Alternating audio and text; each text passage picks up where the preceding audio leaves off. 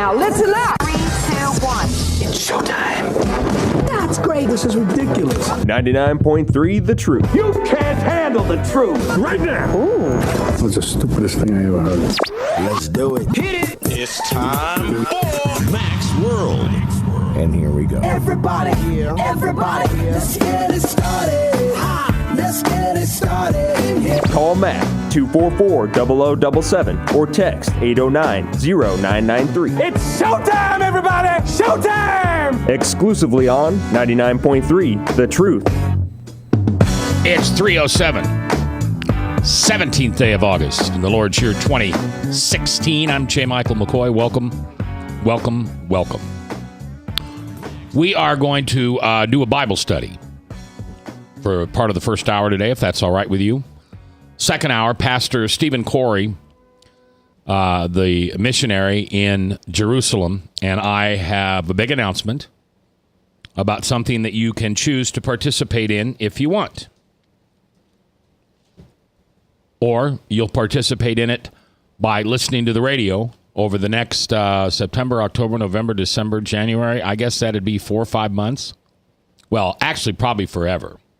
You already know what I'm talking about if you're a regular listener. I'll give you a hint. Where do you think the absolute coolest place to broadcast live on Christmas Eve, the coolest place in the whole world to broadcast live on Christmas Eve? The State Fair? That's good. Speaking of which, I'm not very happy with the Des Moines Register. They're going back and looking at this murder that happened out at the State Fair 20 years ago or whatever it was. And it's their big story every day. Murder at the Iowa State Fair is the headline every single day. Now, either that's absolutely the perfect, either during the fair is the absolute perfect time to run this feature, this series, or it's just absolutely horrible. I wonder what the State Fair thinks about it. I should call and ask. I know the guy that runs the fair. What do you think of it? Well, of course, you haven't been paying attention, have you?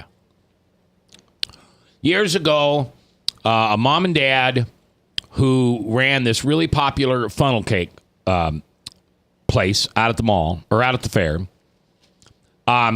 they were killed. And they were killed by their daughter's boyfriend. They were robbed and killed. Killed and robbed. Robbed, then killed. Either way. And a lot of drama around it. You know, she wrote all kind of letters to him from prison, and he wrote back, and there was this love affair, and they have just sensationalized the entire thing. And it's either brilliant or it's, I don't know. I don't want to use my regular words here. I just would like to know. I should just call somebody at the register. I know somebody down there. A couple people. You got any thoughts on that at all? You don't care, do you? Well, I'm wondering why they're rehashing the 20-year-old story. Do you have a theory? Sell papers. Sell papers. Why else would they bring up old news? There's no new news. There's nothing happening with it. It's just the anniversary of the deal. Oh, it is the anniversary then. Well, every state fair is the anniversary. Is this the 20th anniversary? I don't know. I got the paper in my office. I could go look at it. I didn't think about it to talk about it until you mentioned State Fair. Now, before I rudely interrupted you, yes, you was going to talk about where the coolest place to broadcast from would be on New Year's in the world on Christmas Eve. Yeah, I'm going to do that next hour. Were you paying attention? Yes. Next hour, I'm going to do that because Pastor Stephen Corey from his mission field will be on the radio with us. All right. Chris, how are you? Oh, doing just fine. Are you ready for a little Bible study? No. Okay, then you just sit there and be quiet. Yep. All right, so I'm going to read you from Daniel chapter 10. And I want to talk about something. And even if you don't want to participate in a Bible study, you know, you're more of a secular person, but you listen to the show because, you know, we talk about Des Moines and we talk about stuff that, you know, that I hope you care about. I mean, we don't always talk about We don't always talk about stuff that you care about. That would be impossible. If every day I pleased everyone, then I would end up really pleasing no one. You've heard that phrase, right? If you set out every day to please everyone, you'll probably end up pleasing no one. Who do I want to please? Who do I want to listen to this radio show? Well, I want you to love Jesus, or at least be willing to listen to things about him. That's numero uno. Number two, you care about the community you live in. Number three, you want to participate. You want to be a part of a conversation. This is different than most radio shows. Okay, I'm not a ratings person. I don't care about ratings. Ratings don't do anything for this radio station. We have not made a nickel or lost a nickel because of where our ratings are. People either understand the value of you the audience, you the listener, or they don't. There are some people that don't. Do you know? I want to tell you something interesting. So take a heathen you know. I don't know. Just pick one, anyone. Don't say it out loud. Keep it to yourself. Now, think of you. And pull out your purse or your billfold or your money wad or whatever you have, and I want you to look at a $1 bill. George Washington's on it. It's got a bunch of numbers. It's both sides. Hopefully it's real. Now, if you go into the pocket of the heathen that doesn't care a rat's behind about Jesus or religion or faith or relationship, you know what, Mr. Advertiser? You know what, Mr. Retailer? You know what, Mr. Restaurateur, Mr. Insurance Man? His dollar spends just like my dollar. Oh, no. Yeah. So if you're in business and you have a good or service, goods or services, and you treat people right, you're honest, you don't cheat them, because I don't want you on this radio station if you're that kind of business, right? I don't want to ask my listeners to go into a business where they're going to be lied to, cheated of, and stolen from. Now, you might say, well, every radio station would say that, Mac. No, they wouldn't. They don't care. They only care about ding, ding, ding, ding, ding, ding, ding, ding, ding. The ching. The ka-ching. I know, because I was that way at one time. I didn't care what you had to advertise. If it was legal, I advertised it. And I want to tell you that I'm sorry that I was that way, because you probably listened to some of those stations, and you couldn't figure out why there was a beer commercial on at 7:20 in the morning. You know why there was a beer commercial on at 7:20 in the morning? Because it's the most expensive time on a radio station. 7:20 in the morning. More people are listening to radio at 7:20 in the morning than any other time. Wait next time till somebody has a big announcement or something they're going to give away or the key word. 7:20. So guess where Budweiser, Miller, Coors, Jack Daniels, Charlie gave us Ford, Iowa Lottery, guess where they want their spots? Their commercials. 7:20. Almost none of those people would be allowed on this radio station. Charlie Gabus would. But lottery, beer, liquor?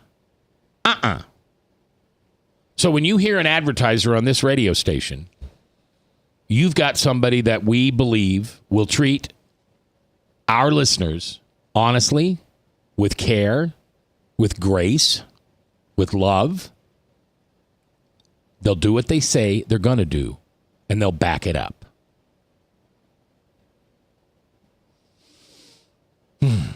Okay. Daniel, chapter 10, verse 12.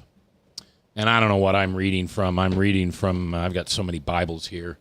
I'm reading from the NLT Study Bible. All right. Then he said, well, I should probably tell you who he is. Let's go back up. On April 23rd, as I was standing, and now I'm on verse 4.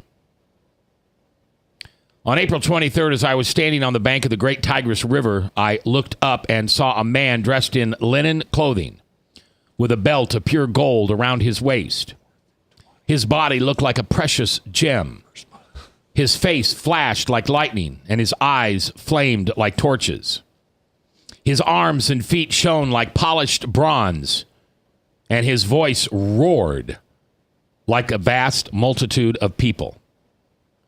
Only I, Daniel, saw this vision. The men with me saw nothing, but they were suddenly terrified and ran away to hide. Stop. Okay. Frank, verse 7. Only I, Daniel, saw this vision. The men with me saw nothing, but they were suddenly terrified and ran away and hid. So why did they run away and hide? The Bible says because they were terrified. What were they terrified of? Who knows? Have you ever just been scared?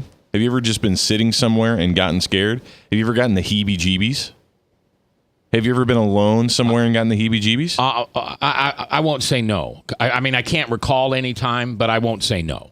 I'm sure people get scared all the time. You ever kind of asleep? You hear a bump in the night, something like that? Yeah, but there's a bump in the night. Well, if you go back, Maybe there's not a bump in the night. It could all be in your head. Ooh, you want to crawl inside my head? No, I don't want to be inside your head. I'm just saying the scripture gives you the answer to the question. So They were terrified. That's it. We don't need to infer any more than that. if you go back to Daniel 8:16, it will tell you who that is that made these men scared. Well, I haven't got to 8. Oh, 8:16. 8:16. You got to backtrack to 8:16. All right. Well, we'll do that when we come back from this break. I hope you're having fun today. There's a real important thing going on here in a little bit that I want to talk about because Brian Leach and I have been digging deep into this, and this is really odd. Go ahead and read the whole chapter 10, and you'll know what I'm talking about. We're coming back live here on The Truth. Yep, 99.3.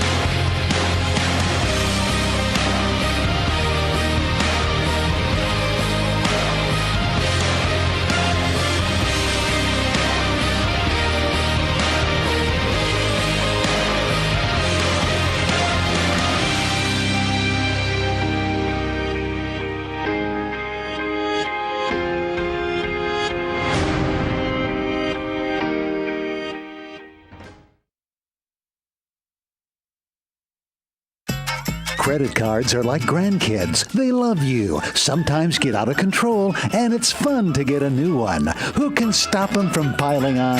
Hi, I'm Tom Coates with Consumer Credit of Des Moines. At the end of the day, you can return the grandkids, but you're stuck paying off bad credit card debt. We'll help you put the fun back into using credit cards responsibly. Right, kids? Yeah! If you need help getting credit cards off your back, call Consumer Credit of Des Moines. Hi, my name is David Burrier, your Hope Coach.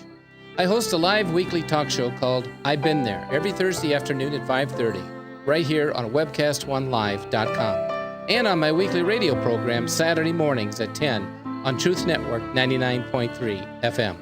I interview common everyday people who have survived incredible life challenges and who testify to God's faithfulness in the midst of their storms. So join me as we bring a message of hope and encouragement. Everybody needs hope. I know, because I've been there. Hey everybody, I brought Northern Lights Pizza! And it's got Graziano sausage!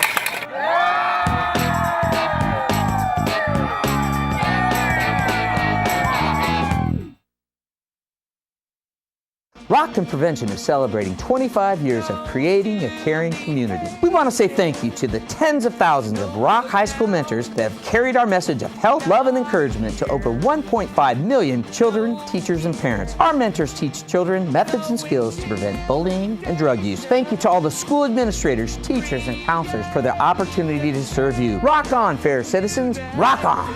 This is Pat McManus for Rock and Prevention, the Richard O. Jacobson Foundation, and this station. From the RE/MAX Real Estate Concept Studios, this is Webcast One Live. From the RE/MAX Real Estate Concept Studios, this is Webcast One Live.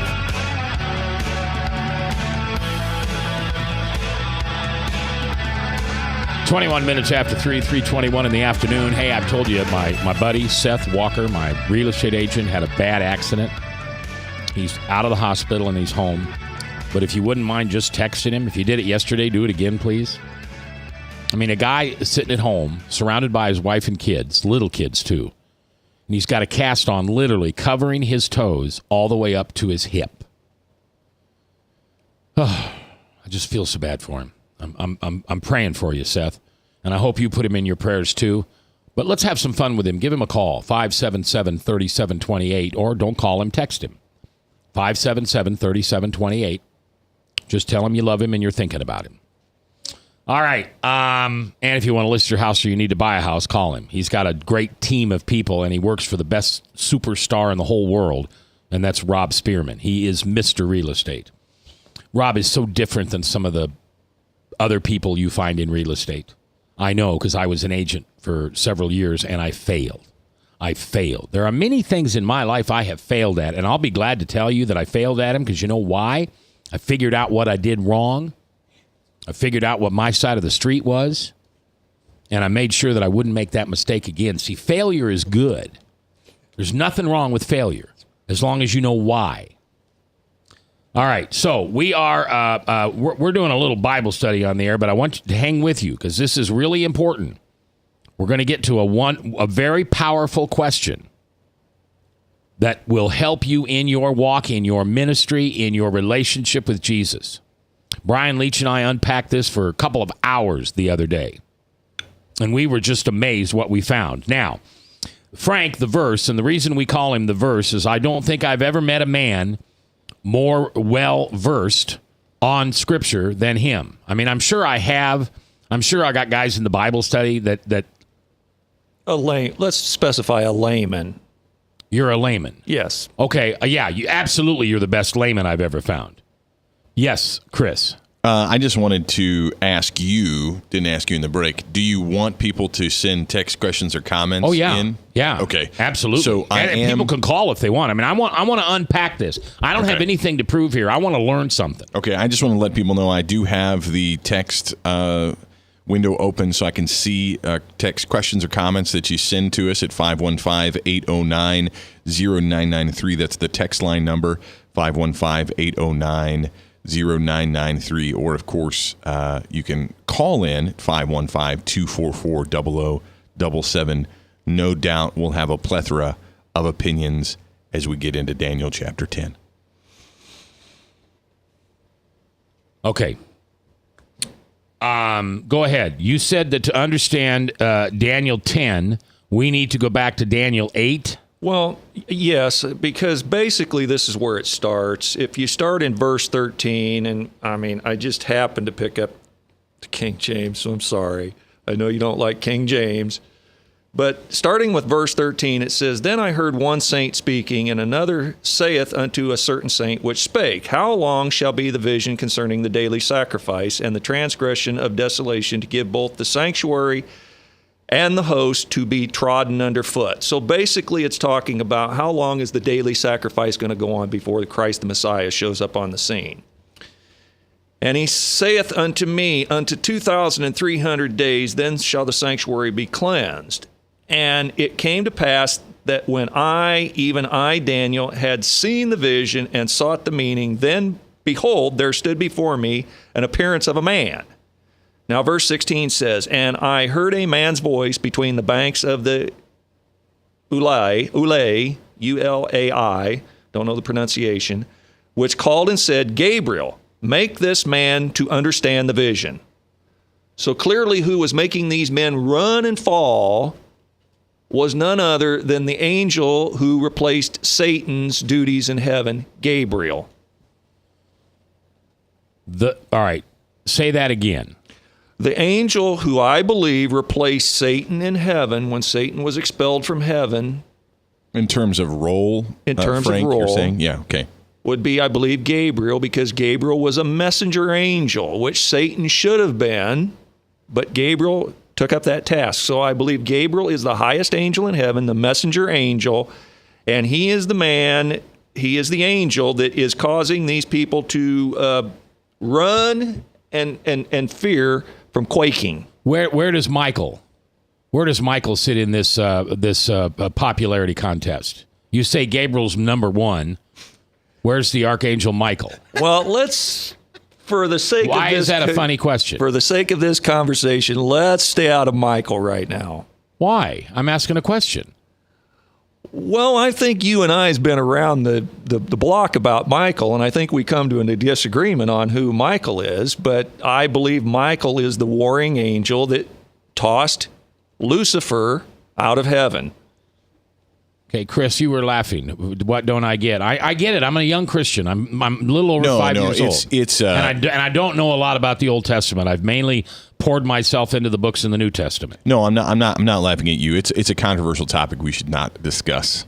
Is why I was laughing, and Frank knows why I was laughing. We can go to what you were talking about in Daniel 10, because a lot of what Frank is talking about is the complexity of Daniel. We're digging into, and I'm sure you and Brian Leach talked about something that's very applicable, and so I'm excited to hear, meaning that we can apply it to our lives right now. I remember, Brian. I remember there are some people that think Michael was Jesus, or Jesus was Michael. Yes.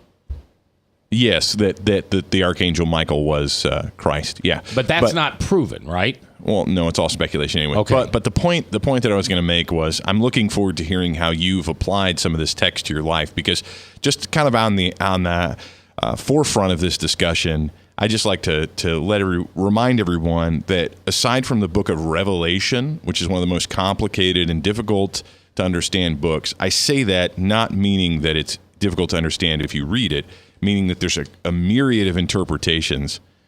This section of the Bible could very well be more complicated and have a wider disagreement on what it's all really talking about here in terms of prophecy.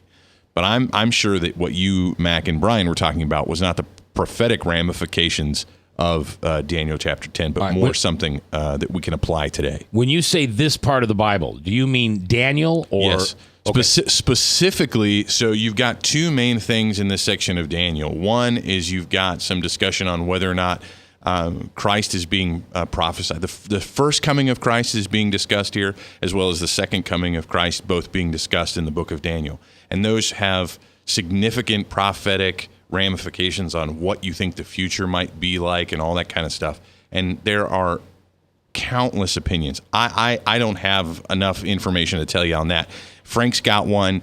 There are listeners who have some. But like I said, there is some. I'm sure, Mac, that you and Brian were not spending hours talking about what you think it's going to be like when Christ returns again. But I don't know. Maybe you were. No, we weren't. Yeah. So I imagine there's some more practical, right now, application that we can glean from this. Okay. All right, Frank, you wanted to say something?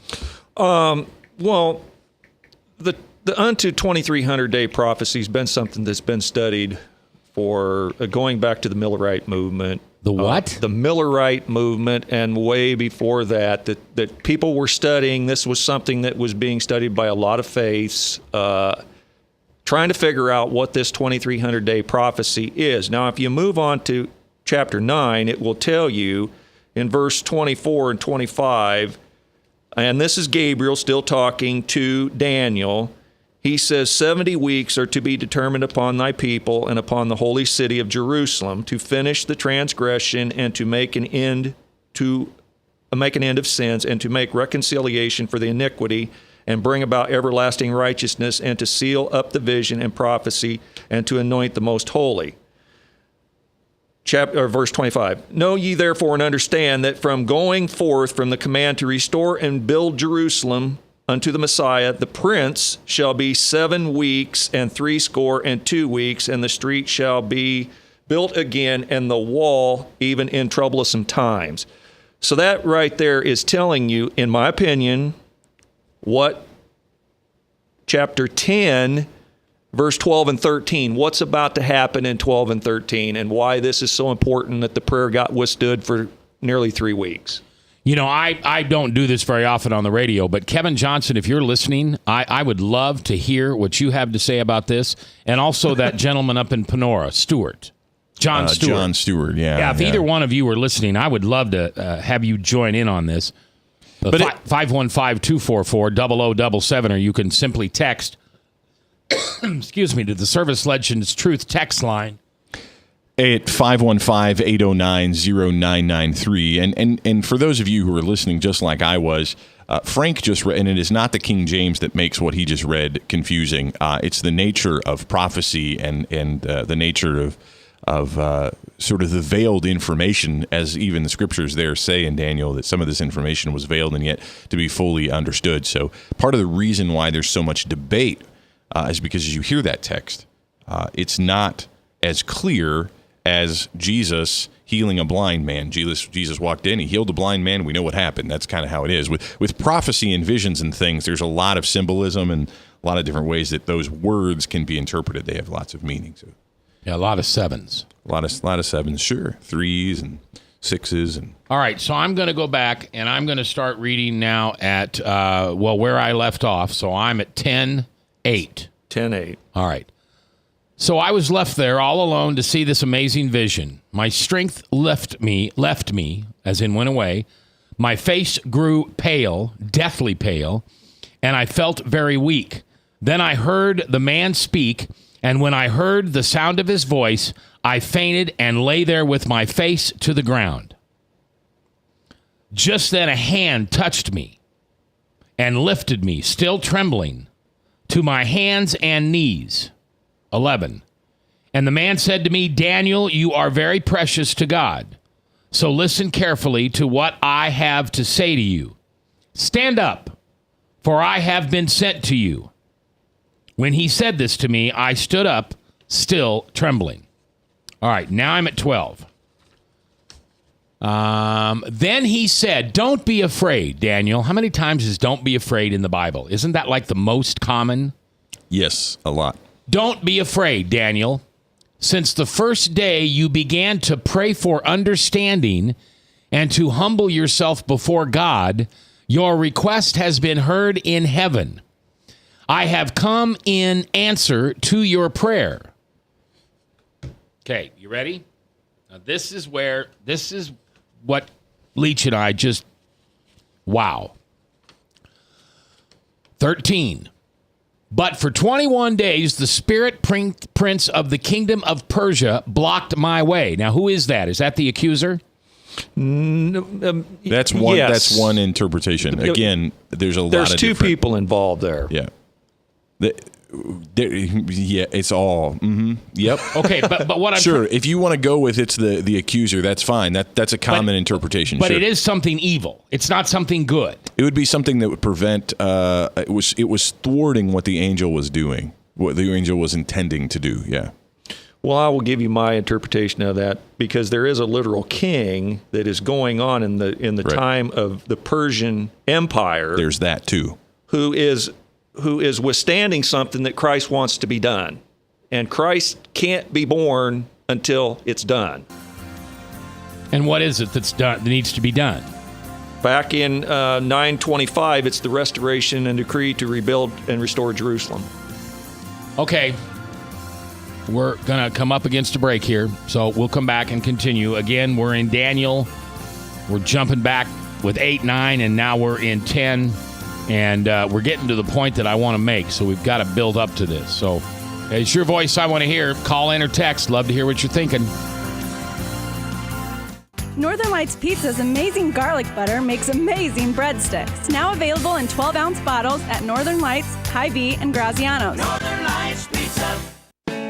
I'm Brian Leach, owner of Service Legends, and my position is Chief Talent Officer. I'm Nicholas Wonderscheid. I am Bernie Hobbs. And I'm the Service Manager. Marketing Director and Client Relations Manager. Everything that we do is about ensuring that we exceed your expectations. Our clients are important to us. 100% satisfaction. We're not just focused on heating and cooling. That's the easiest part of our job, actually, is fixing furnaces and air conditioners. Everyone that we come in touch with, we want to improve lives. Bottom line is, we've got our installation guarantees, 25% energy savings guarantee, comfort guarantee, temperature selection guarantee, property protection guarantee. 100% satisfaction guaranteed. Fixed rate or it's free. All of those guarantees are backed up with a 100% money back guarantee to hold ourselves accountable to making sure that you get what you're after. Just fixing the problem today. If they have another problem 5 days down the road, it's still fixed rate or it's free. We use what's called straightforward pricing. Our technicians are going to give you an exact to-the-penny price on what it's going to take before they move forward with any repair. That way you know what to expect. It's the same price every day. No surprises. If you get off work at 5 o'clock in the afternoon, you come home, you realize that, oh, my furnace is broken. Now you need to call somebody out that night. You shouldn't have to pay more for that. We're guaranteeing service 24/7. We run afternoons, evenings, nights, weekends. We're staffed to work that. Phone rings at 3 in the morning. You'll get one of our representatives answering the phone every time. We're not sending you out to Timbuktu in some call center. It's our Service Legend team members, our mission control team. I'll take a call anytime. And then they answer the phones the same way during the day as they do at night. It's a great day at your service company. How can we make you smile? That's the only way to provide true 24-hour service. When you're able to let somebody actually live in their home safely when they weren't able to do that before, where they don't have to stay up at night and worry about, is the heat going to come back on? Are we going to freeze the pipes? Is the baby in the room next door going to be sick because they got too cold? When you're able to help somebody overcome challenges like that, that's impacting a life. That makes a difference. I get goosebumps thinking about it. I love the team. I love the people that I work with. We have fun, but we work hard. I call them my ambassadors of legendary service. If you could just envision what that is, that's who we're sending to your home. They literally will call in, pick up the phone and call and say, hey, I want to talk to your manager. And I get on the phone, they're like, that technician that was at my house was the greatest technician ever. That's cool to me. We want to brighten people's days. Every person that we have going into the house has gone through an extensive background check. Drug testing, we have a very thorough interview process that 1 out of 140 people make it through. If we promise you something, that's what you're going to get, no matter what. We're here when you need us to protect the safety and comfort of your family. If you're not happy, we're going to make it right. If we're willing to put 100% money back guarantee on what we do, what type of work do you think we do? Give us a call. We're there for you 24/7, 365 days a year. Enough said. From the RE/MAX Real Estate Concept Studios, this is Webcast One Live. All right, 3:38, 22 before the top of the hour, Salem Radio Network News. And then Pastor Stephen Corey should be on with us via the telephone with a big announcement that would impact you, could impact you, can impact you. Maybe you won't care, but I think you will. All right. Brian Leach and I the other day, we're kind of Bible buddies, and we were you know, what's interesting is we do this usually over the phone because he lives way down south and he stays up late, and I live way up north, and I don't stay up late. So sometimes when I can't sleep and his wife's in bed and his son's in bed, he'll text me and said, yup, yup. And if I answer back, we open the Bible and we start cracking on the phone. What? That's slow. I'm sorry. Y-U-P, like, are you up? No, yup. No, yup, as in yes. Yeah, are you up? Yes, yup. Oh. Y-U-P, yup. That's just great. I like that you guys got like this weird thing going on. Well, that's text language, right? Yup. I guess. Oh, no joke. So, sidetrack, I saw someone I hadn't seen in a long time, and they said, oh, wow, it's been a long time since I've seen you IRL. Is that what it is? And I was like, what does that mean? And the person said, in real life. And I was like, you just spoke to me in text acronym? I don't understand. I'm old, I guess. I don't even know what half of them mean. I'm officially old. By the way, we did get a text. Sorry, I was interrupting, but I'm already talking. We got a text at 515-809-0993. Sorry, Mac. The text said the passage, Daniel chapter 10 that we're at, the passage at face value seems that the prince of Persia is a fallen angel, spiritual warfare going on with Michael the angel. So there you go. Thanks, texter. Yeah, absolutely. Thank you. All right. But anyway, so Brian Leach texted you. He said, yup, and y'all started yakking about this. Yeah. So Daniel 10:13. Well, wait, I want to go back before we do that. Frank, will you repeat what you said about what Daniel is talking about here, that before Jesus can make his first arrival on earth, the temple has to be. I want to hear you say. Okay. This is all happening about 450 BC, roughly. Okay, so this is before the birth of Christ. So the temple has to be restored for there to be a Jerusalem and a promised land for Christ's bloodline to be born, for the bloodline to be established, for Christ to be born as the Messiah. For there to be a Virgin Mary, for there to be whatever, there has to be this, Jerusalem has to be restored. So basically what's going on in verse 12 and 13 of chapter 10 is this battle between a couple of forces. It's whenever there's a celestial force, there's always a human aid. So there is the literal king of Persia, which is Artaxerxes, and Satan, who is in combined efforts to make sure this prayer of Daniel doesn't get answered. The answer to this prayer hasn't come for 3 weeks. So Michael the archangel, who some believe is Christ, but we'll set that conversation aside. Yeah, but please nonetheless, Michael the archangel has to come and do battle with the king of Persia. All right, let me start reading at 13 again, because you're getting ahead of the story. But for 21 days, the spirit prince in the kingdom of Persia blocked my way. Then Michael, one of the archangels, came to help me. And I left him there with the spirit prince of the kingdom of Persia. Now, I am here to explain what will happen to your people in the future, for this vision concerns a time yet to come. Now, can I stop you there for a second? Yes. All right. Understand, when Gabriel is talking to Daniel, he keeps referencing thy people. Who's Daniel's people? Daniel's people right now are in captivity. They're in bondage. They're not free. Daniel has had his testicles removed, likely, and he's a eunuch to guard the king's harem. So the testicles are probably removed so that Daniel has no sexual desire towards the king's harem. And these men, Daniel and Shadrach and Meshach, Shadrach, and Abednego, had went into the bondage of the king of Babylon as slaves when they were conquered by Babylon. Now, Gabriel keeps talking to Daniel about your people. Who's Daniel's people? That's the key to understanding all of this. Daniel's people isn't the Gentiles hundreds of years after Christ's death. Daniel's people is the Jews. Jerusalem, the Jews, Israel. And these are the people that have to rebuild the temple for Christ to be born. Well, the king Artaxerxes is going to give forth the decree to restore that temple.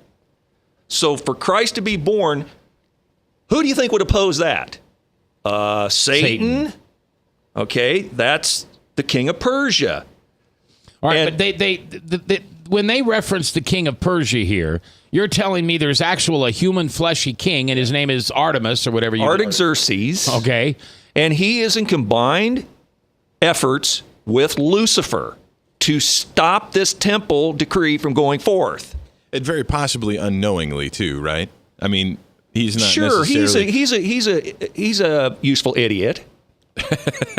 Okay, but you're telling me eventually that useful idiot, quote unquote, is actually going to be the guy that rebuilds the temple.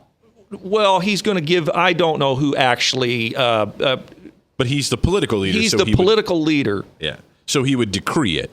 So he would say that this work. He would allow the work to be done. It's not so much that he would do it. It would just be like the president saying, "Okay, you guys can go do that thing," and so then Israel becomes free to do what they need to do. He would put forth the executive order. There you go. Yeah. All right.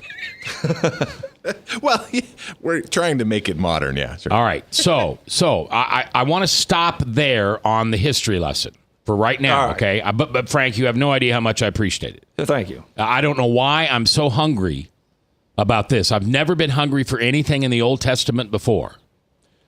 I wanted to understand Leviticus when Jesus first mugged me so I could understand what the law was, because Jesus came, not to abolish the law, but fulfill it.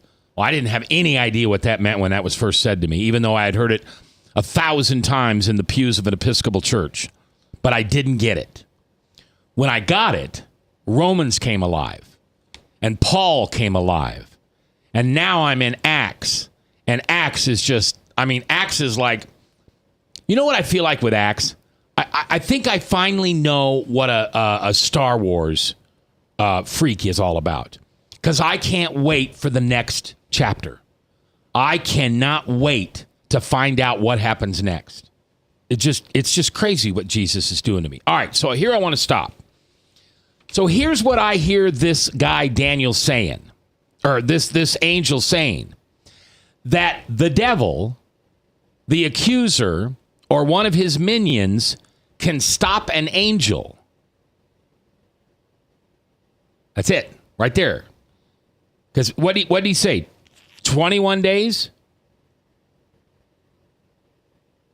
21 days, yeah, but chapter 13 or verse 13. But for 21 days, the spirit prince of the kingdom of Persia blocked my way. Then basically they tag teamed him like WWF. Well, Michael comes in. Let me toss something out, and I don't mean this to get into a Calvinist, Arminian free will battle here, but let's just argue for the sake of argument that man has free will, and God can't impose upon man's free will. So you got the king of Persia, the literal king, Artaxerxes, who has a free will, and his free will has to be encouraged by godly forces to do what God wants the king to do. Satan, on the other hand, God can basically order him around and give him his limits and his boundaries, but man has free will here. So the part of the reason this prayer has been withstood for 3 weeks is because you got the king who has a free will here that God's trying to change his mind. And Satan is stopping that king. And Satan is obviously opposing that because he's trying to counterfeit and contradict the king to not do what God. It's those two opposing forces, God on one shoulder, Satan on the other, as you talk about. All right, let's come back because I don't want to talk about free will, but it sounds like we're going to have to. From the RE/MAX Real Estate Concept Studios, this is Webcast One Live. Credit cards are like grandkids. They love you, sometimes get out of control, and it's fun to get a new one. Who can stop them from piling on? Hi, I'm Tom Coates with Consumer Credit of Des Moines. At the end of the day, you can return the grandkids, but you're stuck paying off bad credit card debt. We'll help you put the fun back into using credit cards responsibly. Right, kids? Yeah! If you need help getting credit cards off your back, call Consumer Credit of Des Moines. Rockton Prevention is celebrating 25 years of creating a caring community. We want to say thank you to the tens of thousands of Rock High School mentors that have carried our message of health, love, and encouragement to over 1.5 million children, teachers, and parents. Our mentors teach children methods and skills to prevent bullying and drug use. Thank you to all the school administrators, teachers, and counselors for their opportunity to serve you. Rock on, fair citizens. Rock on. This is Pat McManus for Rockton Prevention, the Richard O. Jacobson Foundation, and this station. Northern Lights Pizza, your home of the tasty crust. Our garlic butter sauce now available in 12-ounce bottles at Northern Lights, Hy-Vee, and Graziano's. Northern Lights Pizza. Hi, my name is David Burrier, your Hope Coach. I host a live weekly talk show called I've Been There every Thursday afternoon at 5:30, right here on webcast1live.com, and on my weekly radio program Saturday mornings at 10 on Truth Network 99.3 FM. I interview common, everyday people who have survived incredible life challenges and who testify to God's faithfulness in the midst of their storms. So join me as we bring a message of hope and encouragement. Everybody needs hope. I know, because I've been there. From the RE/MAX Real Estate Concept Studios, this is Webcast One Live. From the RE/MAX Real Estate Concept Studios, this is Webcast One Live. Okay, we're getting right into where we want to be, and we've only got 8 minutes till the top of the hour. Top of the hour, Salem Radio Network News, and then if everything goes as scheduled, Pastor Stephen Corey will be on the phone, and we're going to talk about a big deal, a big deal that you can be included in physically or through the radio. It's a big deal. So Daniel chapter 10, basically verses 12 through 15. The devil, the accuser, one of his minions, is overpowering God's will to allow this prayer to be answered. And Michael, the archangel, had to come in and kind of tag team with Gabriel so Gabriel could get to Daniel to give him the message and the message is basically that Christ is coming, the temple will be rebuilt, and that the king of Persia is going to make that happen. He will decree it. Okay? Yes. So I just, and I don't think anybody's going to give me the answer right now because I'm not, as you've said, I'm not sure the answer is so easy or plain. But it just blew Brian and I away that an angel could be stopped by the devil. I never in my wildest dreams thought that that anything except God himself could halt an angel. One other thing to think about it from another perspective, and Frank pointed this out. What's at stake here? And you just said it. Well, it's the coming of Christ. The coming of Christ. God coming to earth as a man and forgiving everybody's sins. That's right. The which coming really of Christ thwarts everything that the accuser wants to do. That's right. So what's at stake here is the gospel, the greatest news of all time. Salvation of mankind is at stake here.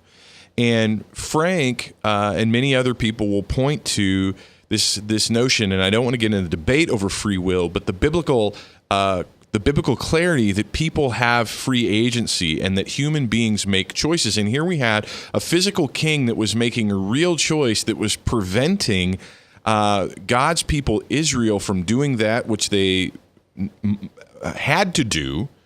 And he was trying to thwart the plan of God. He was working in cahoots with the devil. Here's another way to think about this. God loves you, Mac, so much that he would not let the devil and this earthly king stop what he was going to do. Nothing was going to stop what God wanted to do. Amen. Because God wanted to send Christ into the world to save you. Think about that for a minute. Sometimes we always think about how powerful it seems the devil is. The devil was doing everything he could do to stop this. And God said, no, sir. To the point that he was going to send his highest-ranking angel, his highest-ranking war angel, to take care of this dude. And this guy failed, y'all, because Christ came. Okay, so let me throw this out to 2016. How come so many fleshy humans, so many humans, do things that are so horrible to other people? Some even saying that they have a relationship with Jesus. I don't. I'll be honest with you. I haven't got to the point where I can love those people yet. Now that I know, and I don't want to cry, but what you just said is very important. That's how much God loves us. Okay, we've got people on the ground today in 2016 who claim the name of Jesus, who do terrible, terrible things. And maybe what you're teaching me here today is that I need to pay attention to free will a little bit more. But my problem with that is, okay, if it's not God's will, it's not my will, right?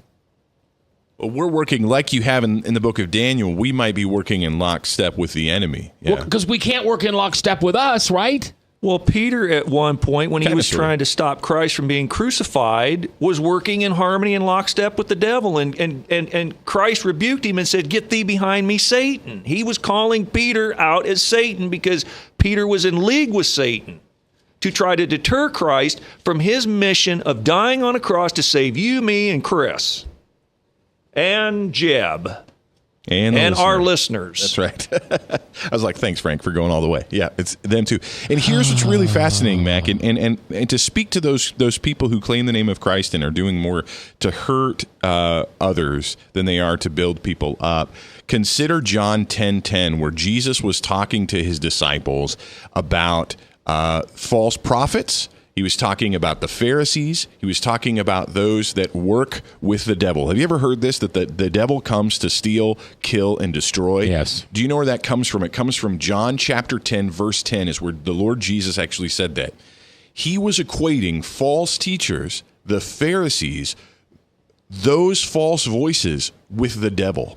He was saying that those people who claim to be shepherds, they claim to be God's people, but they are really in work with the enemy. And they come to kill, to steal, and to destroy. So if you see somebody in your life trying to do one or more of those three things, they're not.